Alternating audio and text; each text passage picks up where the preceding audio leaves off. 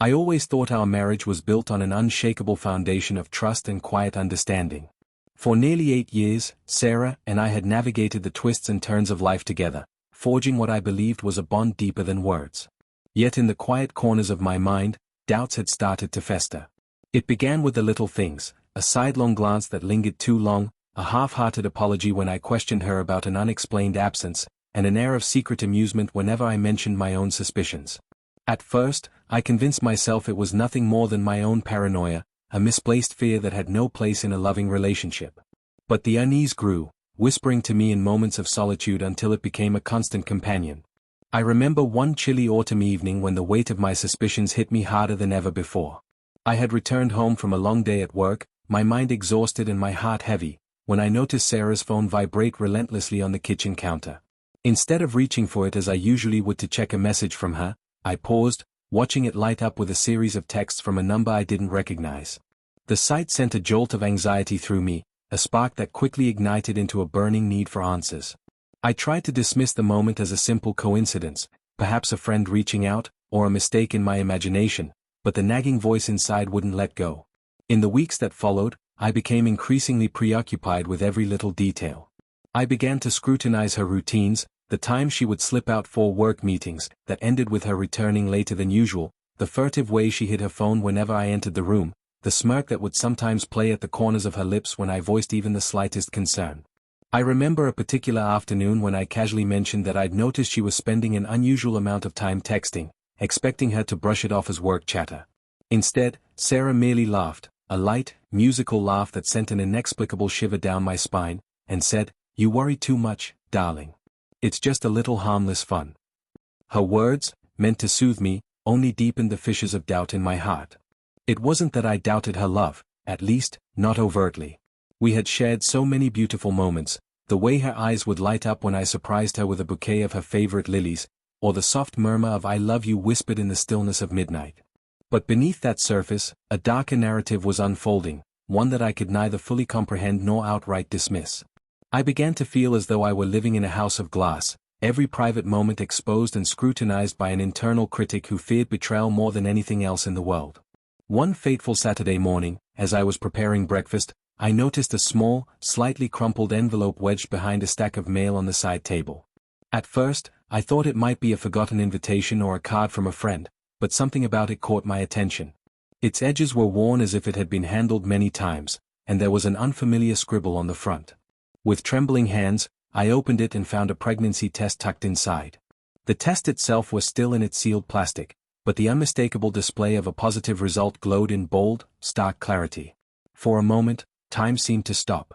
My mind raced through a tumult of emotions, confusion, disbelief, and a dread so profound it nearly robbed me of my breath. The worst part was the silence that followed. I felt an overwhelming urge to confront Sarah immediately, to demand an explanation for this hidden secret that now threatened to upend everything I had believed in. But in that same heartbeat of terror, I was paralyzed. My suspicions, which had long been met with dismissive laughter, had morphed into a shattering confirmation of my worst fears. Had she been hiding something far more significant than I had ever imagined? And if so, what was the truth behind that secret? The revelation of that small, incriminating test plunged me into a whirlwind of introspection. I began to retrace the steps of our relationship, searching for clues that might have indicated that something was amiss. I recalled the nights when Sarah had left the bedroom abruptly to take urgent phone calls, the instances when she avoided my gaze whenever the topic of fidelity came up, and the way she would sometimes chuckle at my concerns as if she were in on a joke I couldn't understand. I remembered her mocking my suspicions, her playful, almost condescending smile that seemed to dismiss my worries as unfounded paranoia. But now, with the physical evidence in my hand, I was forced to confront a reality that was far more complicated than a simple misunderstanding. I spent the next several days in a state of relentless turmoil. I wandered through our quiet suburban home as if it were a labyrinth filled with hidden meanings and unspoken confessions. Every room, every corner, held echoes of the past that now seemed tainted by betrayal. I would catch fleeting glimpses of Sarah's face in the mirror, her eyes, so warm and inviting in other moments, now shimmered with secrets and guilt.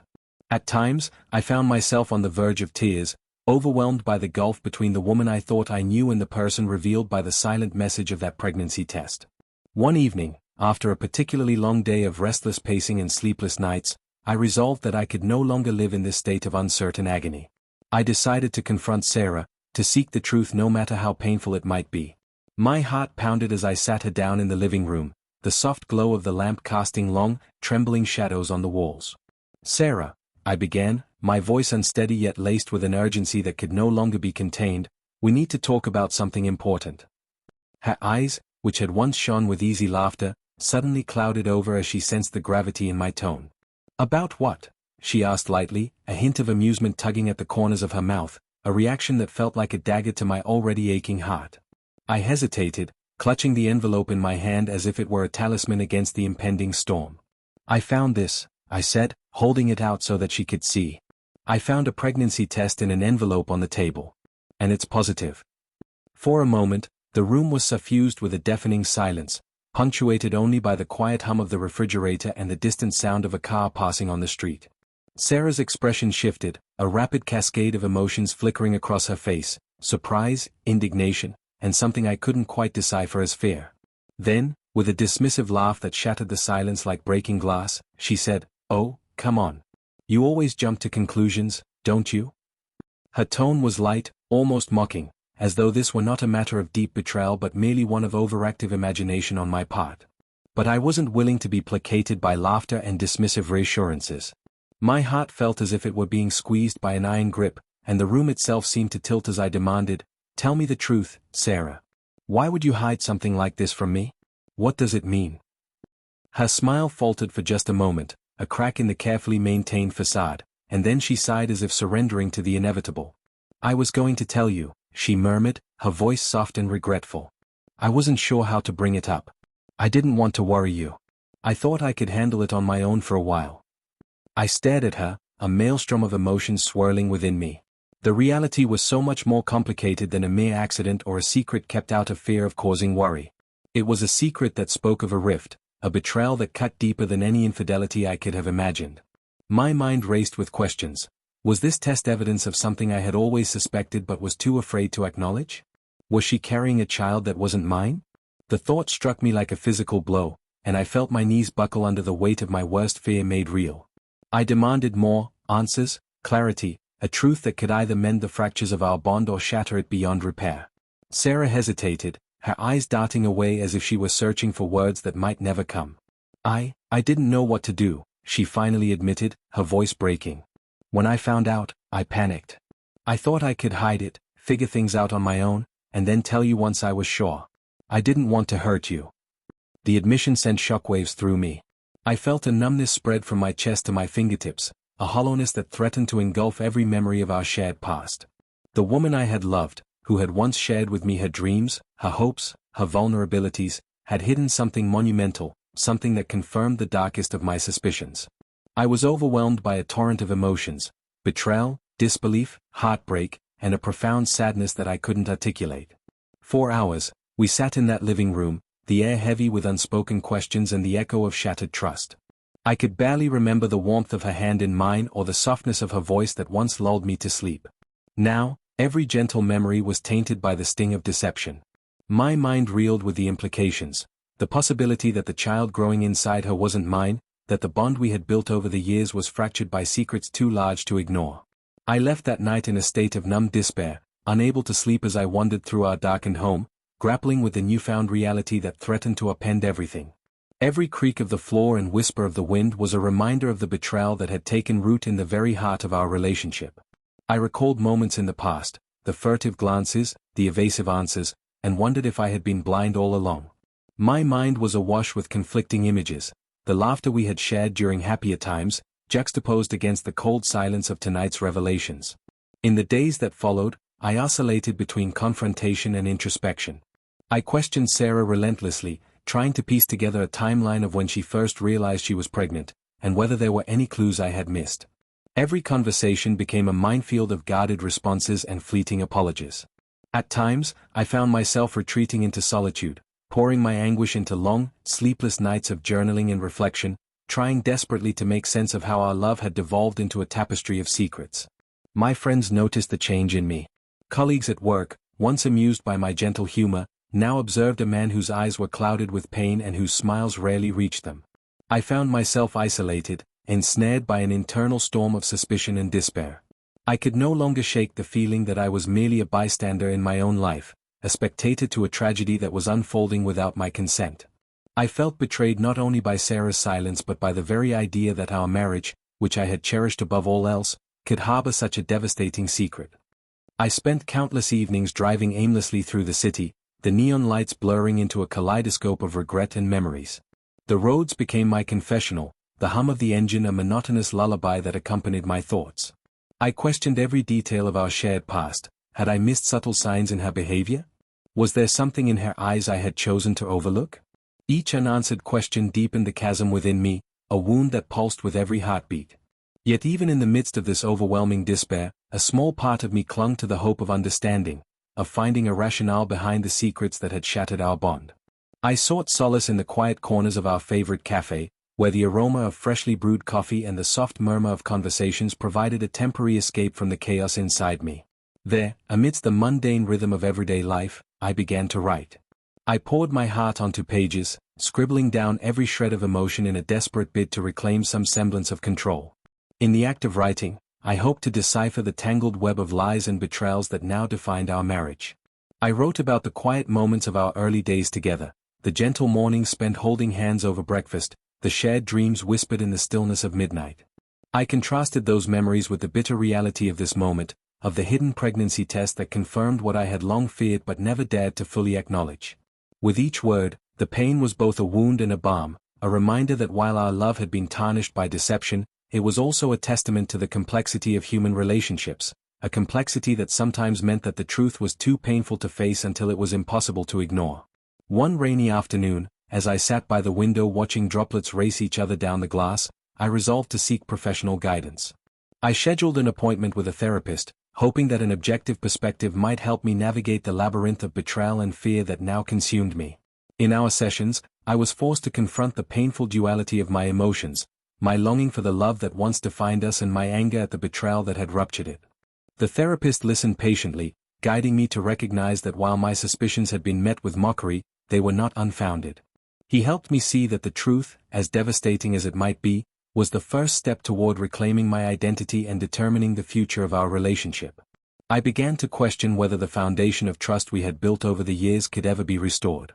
Every day, I wrestled with the dichotomy of love and betrayal, the juxtaposition of memories filled with tenderness against the stark reality of deception. I would catch Sarah in fleeting moments of vulnerability, a sigh as she poured a cup of tea, a tear that threatened to escape as she answered a phone call, and in those moments, I saw not the woman I had once adored, but someone ensnared by fear and regret. Was she hiding this secret out of selfishness, or was it a desperate attempt to protect something fragile inside her that she was too scared to expose? The questions haunted me, gnawing at the edges of my consciousness with relentless persistence. The turning point, I realized, was not the discovery of the test itself, but the confrontation of the painful truth that it represented. I was forced to ask myself whether I could ever forgive a betrayal of this magnitude, or whether the revelation signified the irrevocable end of a marriage that I had once thought was unbreakable. My nights became a relentless montage of inner debates, each thought a battle cry in the war between hope and despair. In those moments of solitude, I began to understand that love was not a static, immutable force. It was fragile and unpredictable, capable of soaring heights and devastating falls. And so, as I sat at my desk late one night, surrounded by the scattered remnants of old love letters and half-finished drafts of thoughts, I made a decision. I would no longer allow my suspicions, mocked by the one person I had trusted most, to dictate the course of my life. I would confront the pain head-on, no matter how raw or excruciating the truth might be. I resolved to initiate a dialogue with Sarah, to peel back the layers of denial and pretense, and to face the reality of our fractured marriage with unwavering honesty. Whether that path led to reconciliation or irrevocable separation, I knew that I needed to understand the truth, not just for the sake of our relationship, but for my own sense of self-worth and dignity. That decision marked the beginning of a new chapter, a chapter filled with uncertain hope, agonizing pain, and the relentless pursuit of truth. I was no longer the passive husband who had allowed suspicions to be dismissed with a laugh. I was a man determined to reclaim the narrative of his life. And as I prepared to step into the next stage of this turbulent journey, I felt a cautious glimmer of resolve. I might be standing at the edge of a precipice, but with each painful step, I was learning that even the deepest betrayals could be the catalyst for personal transformation. After that night of painful confrontation, everything in my life shifted into a relentless oscillation between overwhelming sorrow and a burning need for answers. The silence that followed our initial exchange was not simply the absence of sound, it was a deafening void that seemed to stretch on indefinitely, filled with every unsaid word, every hidden truth that now threatened to upend our marriage. I spent the next several days suspended in a haze of disbelief and turmoil, trying to sort through the shards of my emotions like broken glass scattered across a dark floor. In the immediate aftermath, I avoided the living room where we had spoken that fateful evening. I couldn't bear to see the way the light caught the anxious crease on Sarah's face or the way her eyes seemed to dart away from mine as if they were concealing a secret too terrible to acknowledge. Each morning, I awoke with a heart pounding in my ears, my thoughts looping over the confrontation like a broken record. I replayed every detail, the way my hand trembled as I held the envelope, the shock that froze my voice when I uttered the truth, and the brief, almost imperceptible hesitation before her laughter broke through, a laughter that now seemed to mock me from deep within her guarded soul. At first, I retreated into isolation, spending long hours locked away in my study with only my journal for company. I filled page after page with the raw, unfiltered flood of emotions, a desperate attempt to capture my heartache, anger, and the creeping suspicion that this betrayal was only the tip of a much larger iceberg. My writing became both a sanctuary and a battleground where I confronted my own vulnerability. I questioned every moment we had shared, every tender memory that now felt tainted by her dismissive laughter when I had expressed my concerns. I asked myself, how could the woman I vowed to love so deeply hide such a monumental truth? The pages absorbed my doubts and fears, serving as a mirror to a fractured soul that was slowly coming apart. Yet as the days wore on, I began to realize that wallowing in my despair would only serve to deepen the chasm between us. I had to understand the why behind Sarah's secret, and not just for the sake of our marriage, but for my own sense of self. With this resolve taking root in the midst of my inner storm, I decided to seek guidance. I scheduled an appointment with a therapist, hoping that a neutral voice could help me navigate the turbulent waters of betrayal and grief. My first session was a revelation. In the soft, comforting light of the therapist's office, I spilled out my story in a torrent of emotion. I spoke of the countless nights filled with restless pacing, of the isolating dread that had accompanied me since the discovery of that pregnancy test, and of the cold, mocking laughter that had once been Sarah's response to my suspicions. The therapist listened intently, nodding slowly as I recounted every detail. It's not unusual to feel betrayed and lost when the person you trust most hides something so significant, he said gently. But remember, sometimes our fears can be as consuming as the truth we dread. His words, simple yet profound, resonated with me. I left that session with a fragile sense of hope that I could eventually untangle the web of deceit and rebuild my own identity, separate from the pain of what had been revealed. Outside the clinical confines of therapy, the real world continued its relentless pace, indifferent to the storm raging inside me. I went to work each day, but the cheerful banter of colleagues and the routine flow of office life could not dispel the dark clouds that loomed over my mind. Every time I glanced at my phone and saw a message from Sarah, often terse, sometimes apologetic, I felt a surge of conflicted emotions. Was she genuinely remorseful, or was her behavior simply another elaborate performance designed to placate my doubts? I didn't know. And with each unanswered question, the distance between us seemed to grow. One particularly frigid evening, when the city lights shimmered against the dark sky like distant beacons of false hope, I found myself driving aimlessly through empty streets. The hum of the engine was the only sound accompanying my thoughts. I passed familiar landmarks that once held cherished memories, now transformed into silent witnesses to the dissolution of everything I had believed in. As I drove, my mind replayed every moment of our shared history, the times when Sarah's laughter had been my solace, the gentle way she'd always assured me that everything was fine, even when I felt something was off. I recalled the instances when she'd brushed off my concerns with a teasing smile, as if she knew a secret that I was never meant to discover. And now, with the evidence of that hidden pregnancy test confirming my worst fear, I was forced to confront the reality that our lives were built on a foundation of carefully maintained illusions. Haunted by these thoughts, I returned home to an apartment that felt colder and more alien than ever before. The silence in our once warm living room was oppressive, and every object, a half-read book on the coffee table, the stray throw pillow on the sofa, even the soft glow of the lamp, seemed to echo the emptiness that now filled the space. That night, sleep eluded me. I lay awake, the images of that day replaying in my mind, Sarah's mocking laughter, the weight of the envelope in my trembling hand, and the bitter taste of betrayal that no amount of time could seem to wash away. Days turned into an agonizing blur. I oscillated between moments of fierce determination and bouts of despondent paralysis. At times, I was consumed by a need to demand retribution, to confront Sarah with every shred of anger I felt, but in other moments, a deep, crushing sadness overtook me, and I wondered if I could ever truly trust her again. The internal conflict was relentless. I questioned whether I was overreacting, whether my own insecurities had twisted a simple misunderstanding into a cataclysmic betrayal. But then I would remember the physical evidence, the pregnancy test, sealed in that crumpled envelope, and my heart would shatter all over again. In an effort to seek clarity and to force the truth into the light, I began to document every conversation, every subtle gesture, every change in Sarah's demeanor. I kept a log of the times she was unreachable, the late nights spent texting, and the vague explanations that barely masked her anxiety. I scrutinized every detail of our routine, desperate for patterns or clues that might reveal the full extent of her secret. Every small piece of evidence added to the growing mosaic of deception that now defined our life together. It wasn't long before I realized that this wasn't a matter of simple negligence or overactive suspicion. It was a carefully orchestrated performance, designed to hide a truth too painful to confront head-on. One particularly memorable afternoon, I found myself in our small kitchen, staring out the window as a soft rain began to fall. The droplets raced down the glass in a mesmerizing pattern, each one a tiny testament to the inevitability of time and change. I thought about the moments that had led to this point, the whispered reassurances, the casual dismissal of my concerns, the secrets that Sarah had guarded so jealously. In that reflective solitude, I decided that I needed to know more. I needed to understand not only what had been concealed but why. With a heavy heart and trembling hands, I sent her a message: "We need to talk. Please, when you're ready." I knew that this conversation could either be the catalyst for healing or the final nail in the coffin of our marriage. Over the next few days, Sarah's responses were sparse and guarded.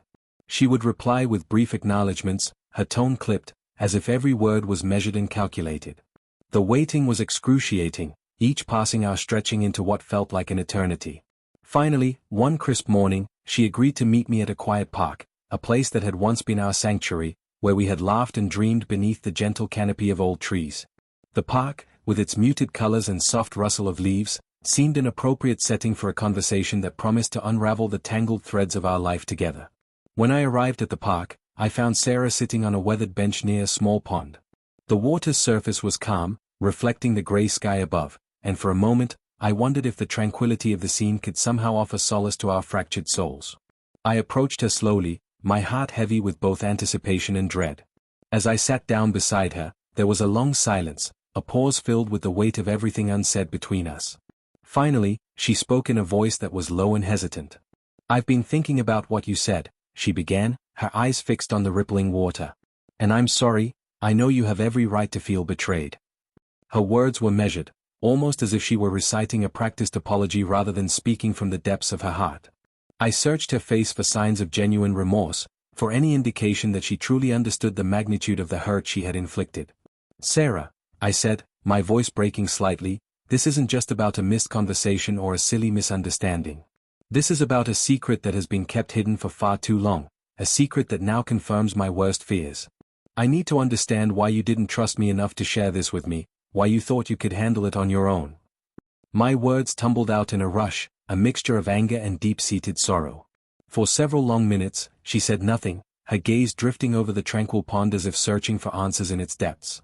Then, in a trembling whisper, she admitted, "I was scared, so afraid of losing you and of everything we've built. I thought I could protect us by handling it quietly until I knew exactly what to do." Her confession, though laced with remorse, only deepened the sense of betrayal that now coursed through me. I could feel the raw pain of her deception in every syllable, the silent admission that our marriage had been built on a foundation of half-truths and hidden fears. We talked for hours that day, our conversation meandering through memories of our early courtship and the gradual unraveling of trust that had led us to this painful juncture. Sarah recounted moments when she had felt overwhelmed by the pressures of expectations, both her own and those imposed by our life together, and how the burden of secrets had become too heavy for her to bear. She confessed that she had hoped that, by delaying the truth, she could somehow preserve the image of the perfect marriage we both dreamed of. But as the evidence of that hidden pregnancy test had shown, the truth was a force too powerful to suppress. With every word, I felt a mixture of sympathy and seething anger.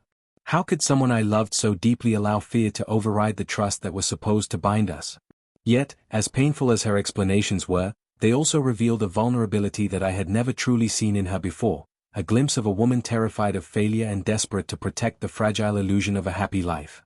By the end of our conversation in the park, the sky had lightened, and a soft drizzle had begun to fall.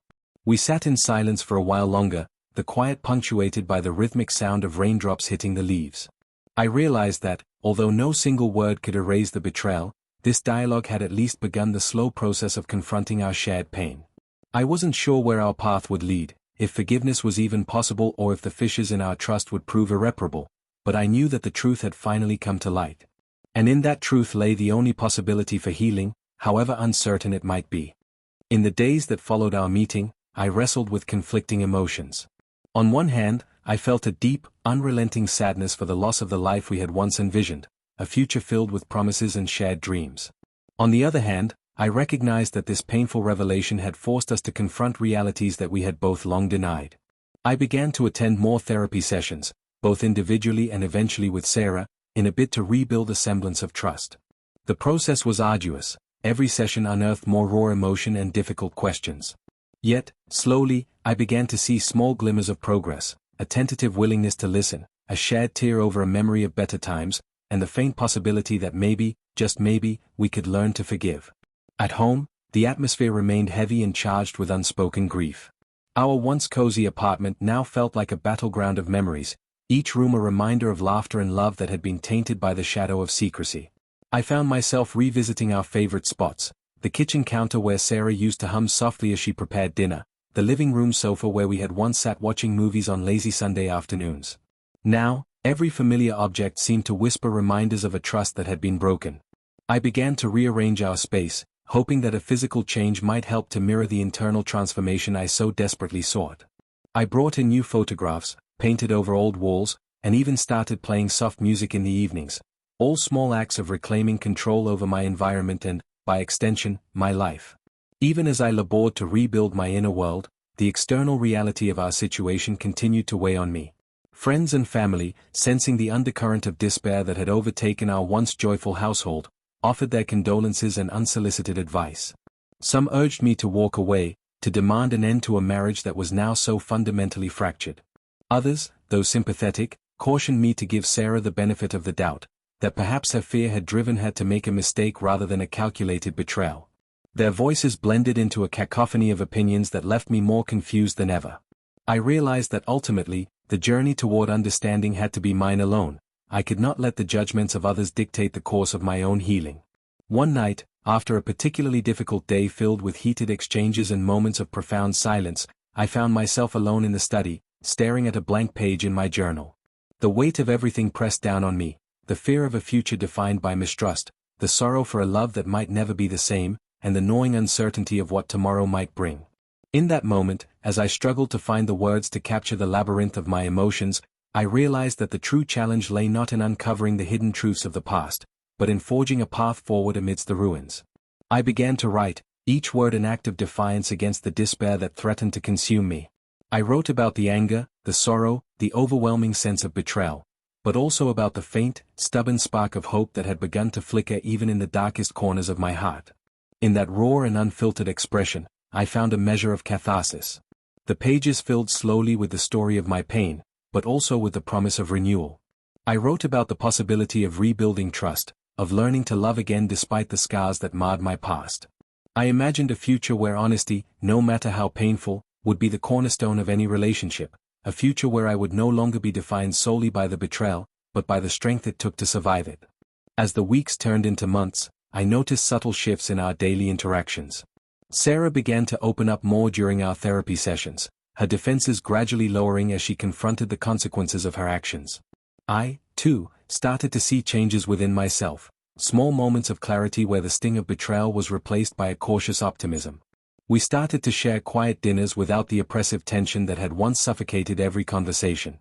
Though the wounds were far from healed, each day brought a small victory, a shared glance that held the promise of understanding, a soft-spoken apology that resonated with genuine remorse, and the slow, deliberate rebuilding of trust that, though tentative, was real.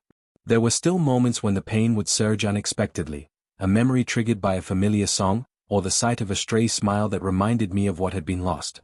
But I began to learn that healing was not about forgetting the past entirely, it was about accepting it as a part of who I had become. In embracing my own vulnerability, I discovered a strength that I had not known existed, a strength that allowed me to look at my reflection not as a broken man, but as someone who had faced the darkest of truths and still dared to dream of a brighter future. Slowly, I even began to consider what forgiveness might look like, not as a way to absolve Sarah of her betrayal, but as a means to free myself from the relentless burden of resentment. Forgiveness, I realized, was not a single moment of reconciliation but a gradual, painstaking process of letting go of the past and reclaiming my own sense of dignity. In conversations with my therapist, I learned that forgiveness did not mean condoning the hurt, but rather acknowledging the pain and choosing to move forward despite it. Each step in that direction, however small, filled me with a renewed sense of purpose. One crisp morning, as winter began to wane and hints of spring danced in the air, Sarah and I sat together on the back porch of our home, a place that had witnessed both our happiest moments and our deepest sorrows. The air was cool, and the first rays of sunlight cast long shadows on the ground. In that quiet space, with no grand declarations or dramatic revelations, we began to speak openly about our future. We talked about the possibility of rebuilding not just our marriage, but also the trust that had been so brutally fractured. It was a conversation filled with halting words and tentative promises, but it marked the beginning of a journey toward understanding, a journey that neither of us could have foreseen before that fateful day. I realized then that our path forward would not be easy. The scars of betrayal would always remain, etched into the fabric of our lives like a permanent reminder of what had been lost. But perhaps, in time, those scars could transform into symbols of resilience, a testament to our capacity to endure, to learn, and ultimately, to love again despite the past. As I listened to Sarah speak of her regrets and hopes, I felt a cautious flicker of something I hadn't allowed myself to feel in a long time: empathy. Not immediate forgiveness, but a recognition that beneath the layers of deception lay a woman as terrified and broken as I was. We both had been wounded deeply, and if there was any chance of healing, it would require us to acknowledge our shared pain and to rebuild a future based on a raw, unvarnished truth. In the weeks that followed, I continued to navigate the delicate balance between holding on to the past and stepping forward into the uncertain future. I returned to my therapy sessions with renewed determination, and with each visit, I began to understand more clearly the intricate interplay of fear, betrayal, and hope that now defined my inner world. I made small changes in my daily life: a walk in the park every morning, dedicating time each evening to write down my thoughts, and even reconnecting with old friends who had always been there, offering silent support without judgment. Even at work, the scars of our personal life began to soften, replaced gradually by a determination to reclaim my professional identity. I threw myself into projects with a renewed sense of purpose, using the creative energy born of my pain to fuel my efforts.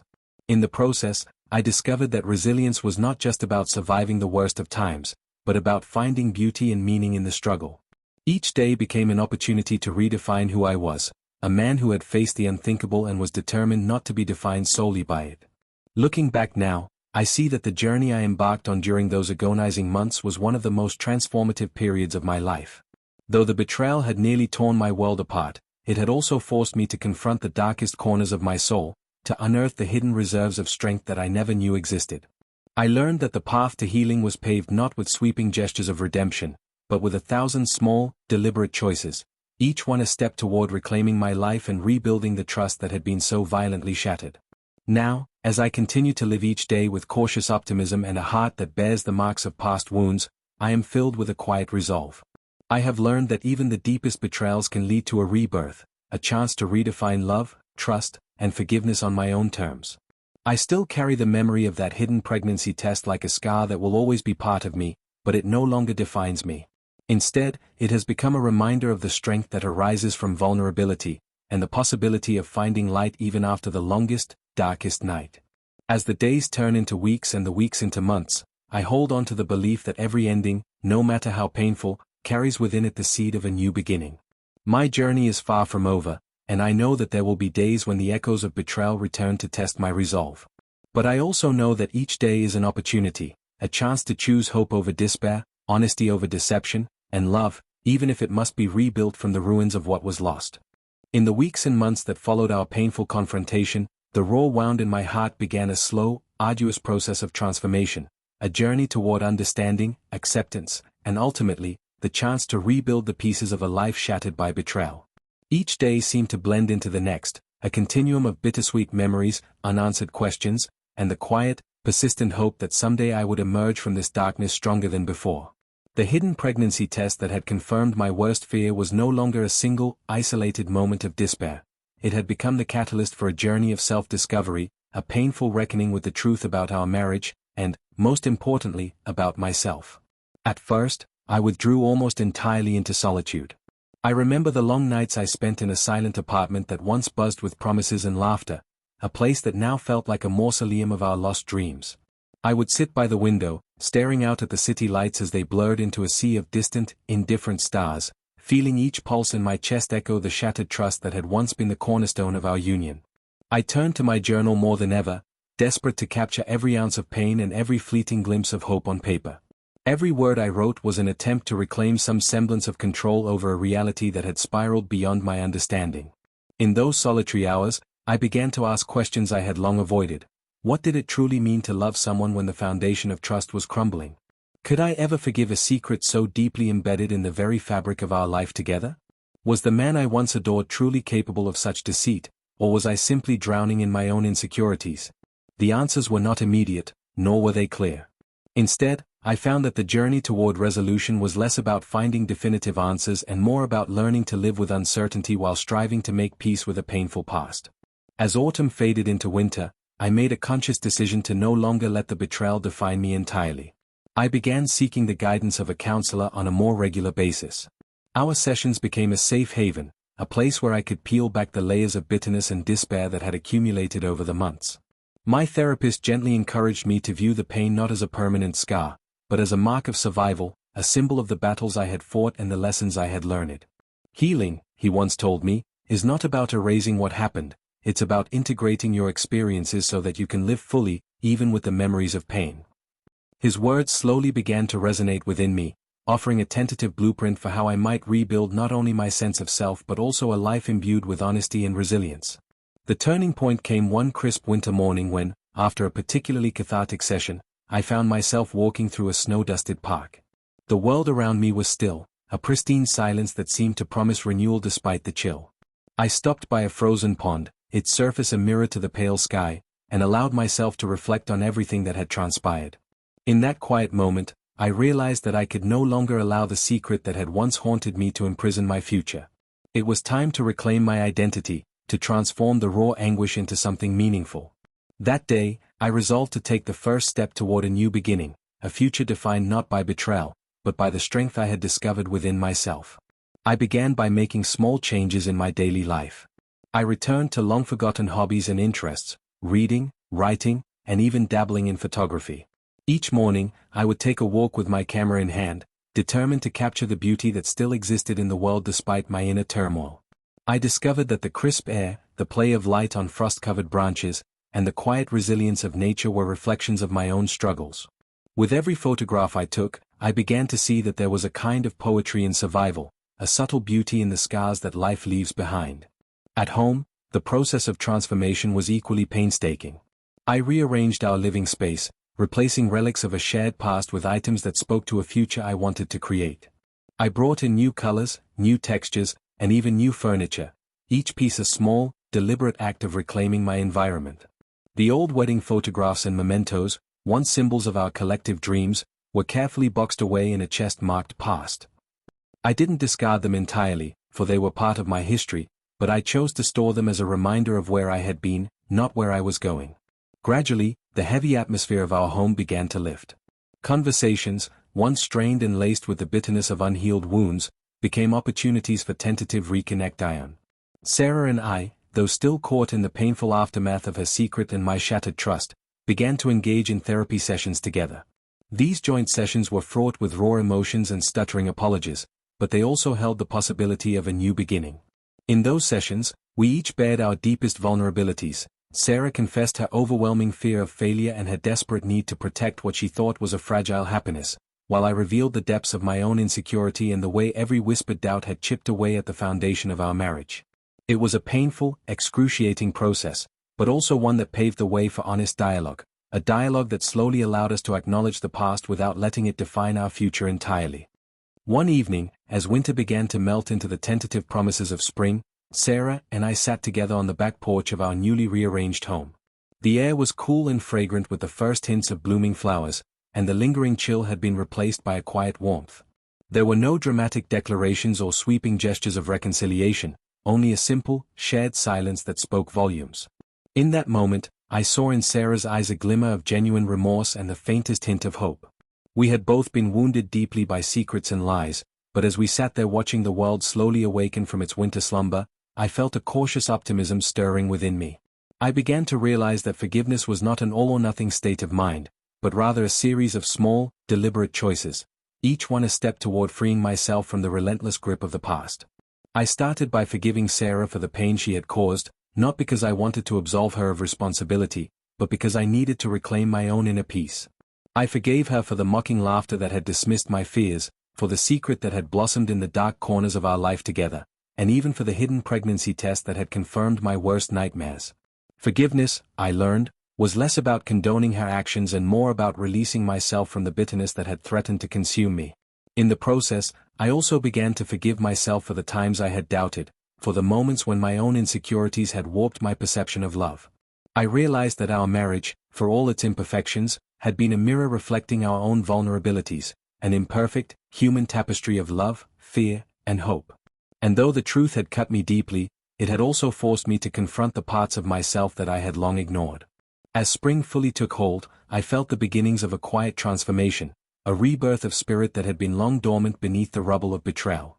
I started to document my journey in a memoir, pouring out every raw, unfiltered moment of pain, every insight that came from the long nights of introspection. With each chapter one wrote, I reclaimed a little more of the man I once was and envisioned a future built on honesty and self-respect. The act of writing became both a salve and a celebration, a tribute to the resilience of the human spirit and a testament to the possibility of love that is rebuilt on the foundation of truth. There were still days when the ghosts of the past would resurface, the unexpected flash of a memory, a song on the radio that brought back the sting of that fateful day, and in those moments, I would pause, breathe deeply, and remind myself that healing was a process, not a destination. I had learned to embrace the pain as a necessary part of my evolution, to understand that every tear shed was a step toward a more authentic existence. In time, as the seasons changed and the world around me blossomed with new life, I began to see that the darkest nights did indeed give way to the promise of dawn. I was no longer defined solely by the betrayal that had once threatened to obliterate my sense of self. Instead, I had emerged with scars that were not signs of weakness, but of survival. I started to rebuild my relationships with friends and family, fostering connections that were based on open communication and mutual respect. I even tentatively reached out to Sarah, seeking to create a new kind of partnership, one where honesty, however painful, would be the cornerstone of our future interactions. One crisp morning, as I sipped coffee on the balcony and watched the sun cast golden rays over a neighborhood slowly awakening to spring, I felt a quiet clarity settle over me. I realized that my journey had transformed me into someone who was not defined by his past, but by the strength with which he faced it. The hidden pregnancy test, the mocking laughter, the endless nights of doubt and despair, all of these had been chapters in a story that was now leading me toward renewal. I had learned that love, in its truest form, required not perfection but perseverance, not deceit but a willingness to embrace even the harshest truths. Now, as I step forward into an uncertain but hopeful future, I hold on to the lessons of the past as beacons of resilience. I have discovered that forgiveness, both of others and of oneself, is a continual act of courage, a choice made every day to rise above the pain and to pursue a life defined by authenticity, compassion, and the promise of new beginnings. Though the scars of betrayal remain etched on my heart, they no longer shackle me to a legacy of mistrust. Instead, they serve as vivid reminders that I have the power to rebuild, to transform grief into art, and to forge a future where love is nourished by truth. As I close this chapter of my memoir and look to the horizon, I know that there will be days when the past will surge back, unbidden and unrelenting. But I also know that each new sunrise offers the chance to choose hope over despair, to let the light of truth banish the shadows of deceit. And so, with a heart that is tender yet unyielding, I embrace the promise of tomorrow, a tomorrow built not on illusions or hidden secrets, but on the honest, sometimes painful, beauty of living a life fully aware and fully free.